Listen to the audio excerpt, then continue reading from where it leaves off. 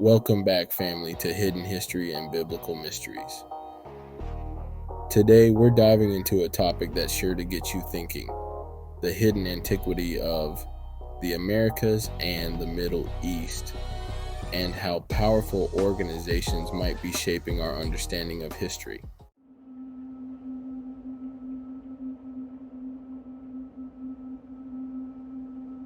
We've always been taught that the cradle of civilization lies in the Middle East, with ancient civilizations like Mesopotamia and Egypt. But if you're a member of this channel, you already know that recent discoveries are challenging this narrative. The Americas hold an even older and more significant history than we've been led to believe. Let's talk about some of the evidence.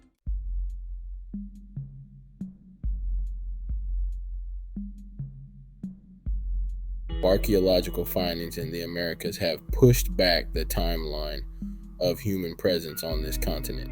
For instance, human footprints discovered in New Mexico date back to between 23,000 and 21,000 years ago. That's way earlier than we previously thought, and it challenges the traditional land bridge theory. The discovery of sites like Cooper's Ferry in Idaho and Monteverde in Chile, dating back to 15,000 to 16,000 and 14,500 years ago, respectively, challenges our understanding of human migration. It suggests that humans may have inhabited the Americas much earlier than mainstream history has acknowledged.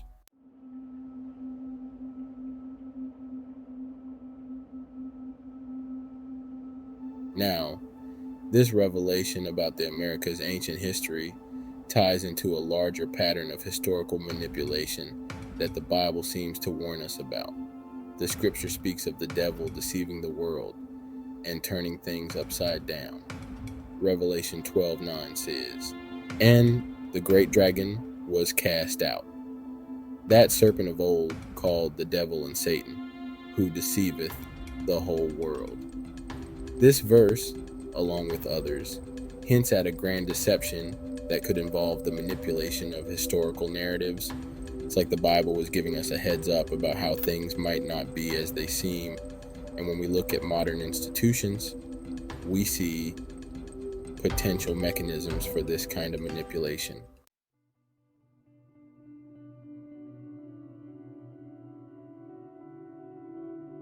Take UNESCO, for example, a specialized agency of the United Nations. They play a significant role in preserving and promoting cultural heritage. But we know that this organization, along with its founders, including the Rockefellers, has an agenda to control and shape our understanding of history. The Rockefellers were influential in the founding of the UN and have been linked to various global initiatives, including the establishment of the UN headquarters in New York.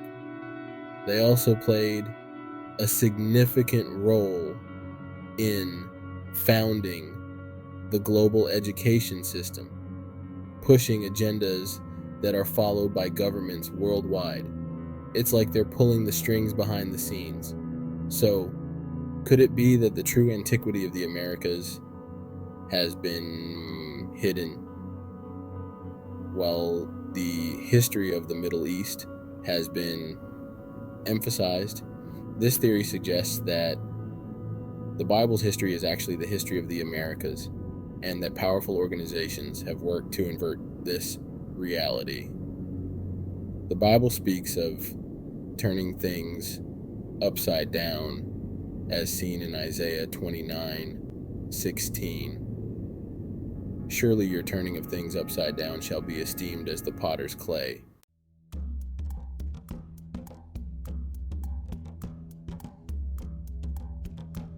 Now, let's delve deeper into how this potential falsification of history might have played out in the Middle East. Some researchers have raised questions about the authenticity of certain artifacts and structures that we've long associated with ancient Mesopotamian and Egyptian civilizations. They argue that many of these might be more recent constructions created to support a particular historical narrative. Take, for instance, the renowned Lamassu statues, winged bulls from ancient Assyria. Carved from alabaster, these colossal statues have intrigued researchers. Alabaster, being a soft and brittle stone that can be scratched with a fingernail, poses questions about its durability. How has such a fragile material withstood millennia of environmental exposure? Moreover, how were these 40-ton statues of alabaster unearthed and transported without disintegrating? Some theories suggest that these statues might be more recent creations, possibly made of modern materials like plaster or cement. Supporters of this idea point to instances where damaged statues revealed what appeared to be metal reinforcement bars inside, technology that wasn't available in ancient times. If you look closely at images of damaged Lamassu statues, you might spot what looks like modern construction materials. It's like peeling back the layers of a Hollywood movie set. Similarly, questions have been raised about some of the cuneiform tablets that form the basis of our understanding of Babylonian and Assyrian history. Many of these tablets were discovered in the 19th century during a time of increasing interest in Middle Eastern archaeology. Some researchers find it curious that so many well-preserved tablets were found all at once after supposedly being buried for thousands of years. It's as if they were planted there waiting to be discovered. And these theories extend to other famous Middle Eastern artifacts and structures as well. The Behistun inscription in Iran, for instance, has been subject to scrutiny.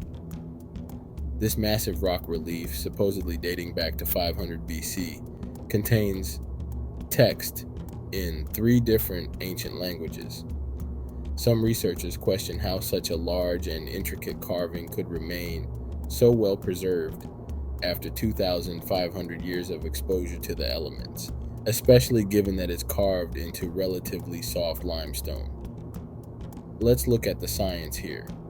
Limestone typically erodes at a rate of about 1/20th of a centimeter every 100 years when exposed to the elements.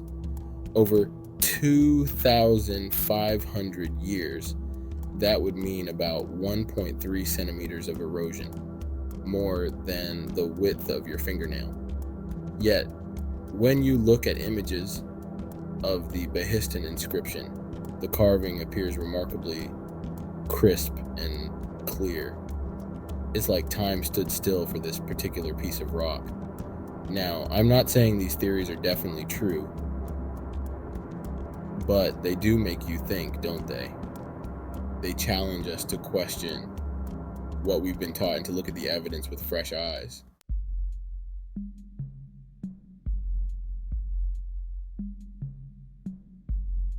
This brings us to one of the most iconic structures in Egypt, the Great Temple of Abu Simbel. Let's examine it more closely. According to mainstream history, it was originally built by Pharaoh Ramesses II in the 13th century BC. It is believed to have been relocated in the 1960s to prevent it from being submerged by the Nile's rising waters due to the Aswan High Dam's construction. Examining the image on the screen, it's apparent that one head slot is not carved out. In contrast, today, that slot is carved and inserted, and another is in the process of being carved and inserted in this image. This does not seem to be indicative of a move or transfer, but rather of construction. While mainstream history may refer to this as relocation, the visual evidence suggests a different story. But let's think about this for a moment. How could they move a temple? The Great Temple of Abu Simbel weighs around 31,000 tons. Moving such a massive structure would be a monumental undertaking, even with modern technology.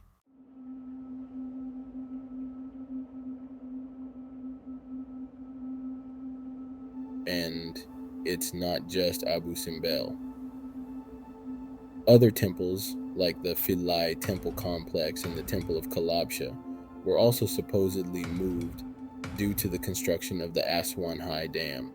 The Philae Temple Complex was moved to Cahokia Island, and the Temple of Cahokia was moved about 50 kilometers away from its original location. These structures weigh thousands of tons, and moving them would require an immense amount of resources and engineering expertise. Some researchers have pointed out that photographs from the supposed relocation process show what appears to be construction rather than moving of existing structures. They argue that the images show new blocks being added and carvings being made, rather than careful dismantling and reassembly of ancient stonework. If you look at these images, and we'll show you some on the screen, you can see what looks like fresh cuts in the stone, new blocks being put in place. It's as if they're building these temples from scratch, not moving them, and it's not just the temples.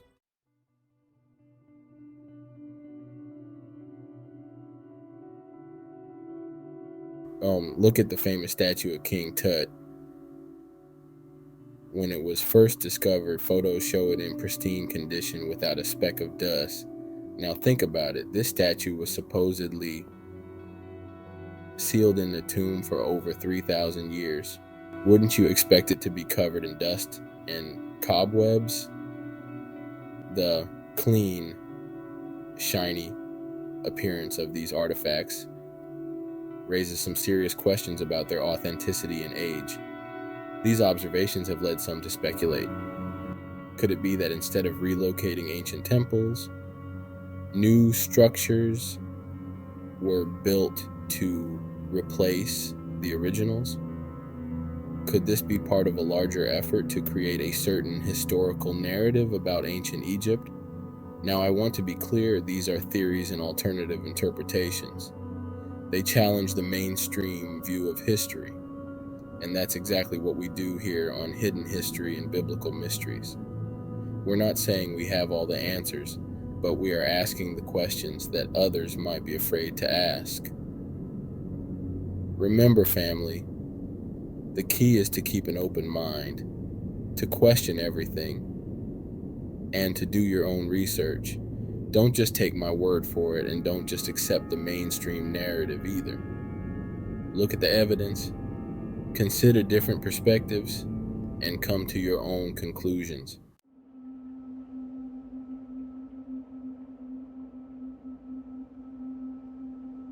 Before we wrap up, let's talk about something that's been on my mind: the construction of cities before the Industrial Revolution.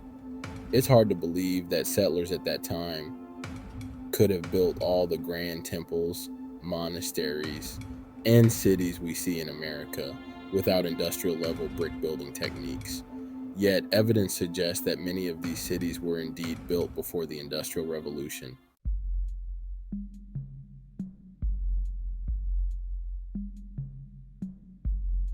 Take, for example, the city of Cahokia near modern-day St. Louis, Missouri.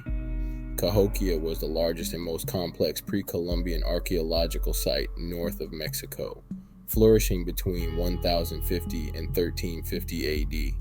The city featured large public plazas, residential areas, and more than 120 mounds, including Monk's Mound, the largest earthen structure in the Americas. At its peak, Cahokia was home to tens of thousands of people, and its construction would have required a highly organized society with advanced engineering skills.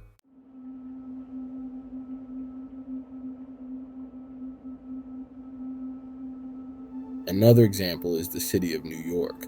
While the city we know today was largely built during the Industrial Revolution, there are numerous structures that predate this period and exhibit remarkable architectural sophistication. Buildings like the Federal Hall, constructed in 1703, and St. Paul's Chapel, completed in 1766, showcase advanced brick building techniques and intricate designs that seem almost industrial in scale. The sheer volume of bricks in this and the complexity of the designs suggest a level of organization and skill that challenges our understanding of pre-industrial capabilities.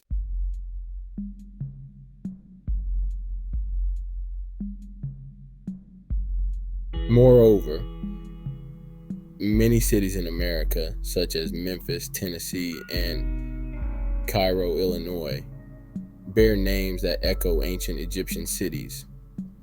This raises intriguing questions about the possible connections between these American cities and their ancient counterparts. Some researchers suggest that early settlers might have destroyed or repurposed ancient structures, while others believe that these cities might have been built on top of or near ancient sites.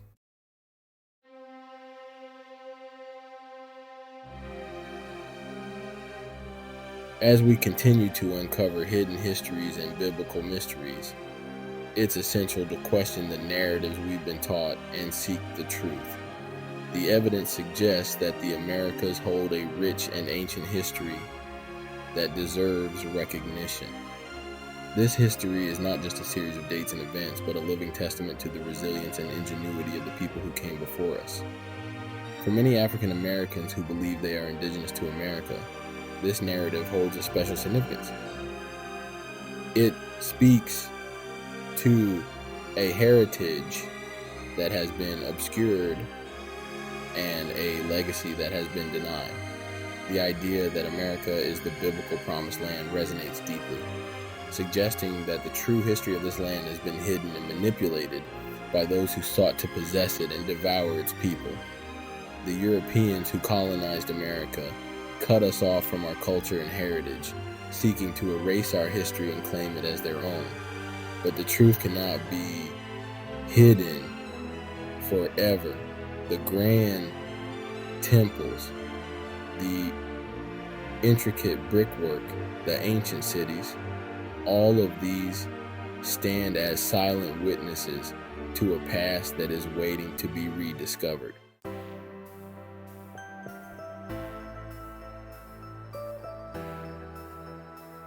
As we delve into these hidden histories, let us remember that we are not just uncovering the past, we are reclaiming our identity and our heritage. This is a journey of rediscovery, a journey that connects us to our ancestors and to the land that has always been ours.